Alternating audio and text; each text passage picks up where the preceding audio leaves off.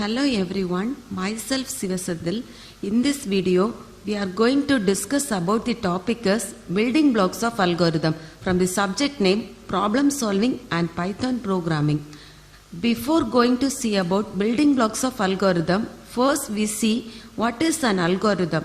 Algorithm is a sequence of instruction for solving a problem, that is for obtaining a required output for any input in finite amount of time. Algorithms are used to construct various building blocks. There are 4 building blocks of algorithm. First one is instructions or statements, second one is state, third one is control flow, and the fourth one is functions. We will see about one by one. The first one is instructions or statements. Statement is a single action in computer. Statement consists of description of problem, setup, parameter, execution and conclusion. In the next slide, we will see about the example of statement. Here the given problem is to find the sum of two numbers. What we are going to do is the description of problem. What are the variables required to store the input and output is setup.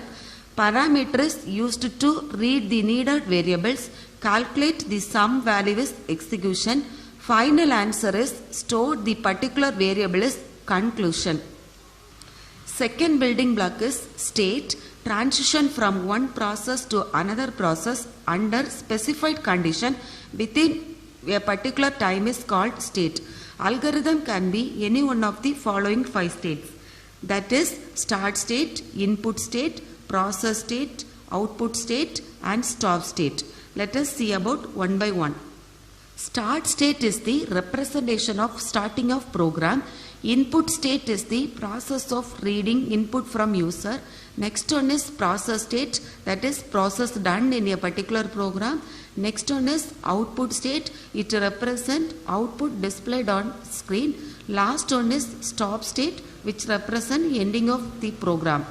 This slide we see about start state example. Here the problem is to find the sum of two numbers. For that, step 1 is start the algorithm, that is start state.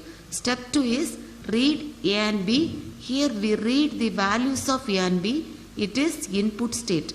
Step 3 is we can process those values A and B, that is process state. Step 4 is print the value of C, output state. Step 5 is stop the algorithm, that is stop state. Third building block is control flow. It represents order and direction of flow of program. There are 3 types of control flow. First one is sequential control flow. Second one is selection control flow. Third one is repetition control flow. We will see about one by one. Sequential control flow, steps are carried out in sequential manner. Here the flow of direction is straight line. It is represented in the figure. This figure first execute statement 1, then statement 2 and then statement 3. Here steps are carried out in sequential manner. Example of sequential control flow is to find the sum of two numbers. The reason is this algorithm, the steps are done in sequential manner. Here the algorithm is to find the sum of two numbers. The steps are first start the process, then read the value of A and B, then process those values A and B. Finally, we can print the value. At last, stop the steps. This is an example of selection control flow to find the biggest among two numbers. Here the steps are first start the process, then read the value of A and B. Then third step is we can find out the condition, that is A greater than B, then print A is big. Then the fourth step is else otherwise B is big is printed. Fifth step is stop the process. This can be represented in this flow chart. Third type of control flow is repetition control flow. In repetition control flow, one or more steps are performed repeatedly.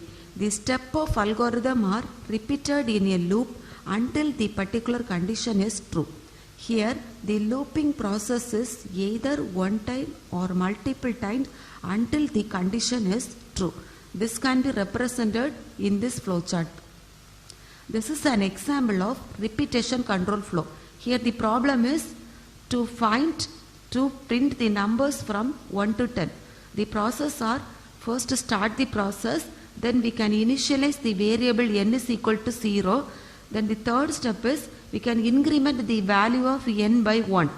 Then the fourth one is print n value. N value is printed. Then the fifth one is if n less than or equal to 10, once again we can execute step 3. Otherwise, step 7 is executed. Step 7 means stop the program. In the previous slide, we have an algorithm to print 1 to 10 numbers. Here is a flowchart of that.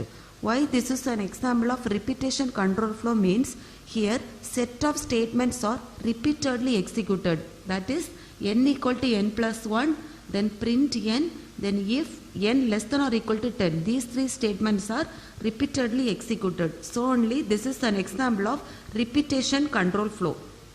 The fourth building block is functions. Function means it's a block of organized and reusable code to perform a particular task. The main advantage of using function is it provides modularity. Other names of functions are method, routines, procedures, etc.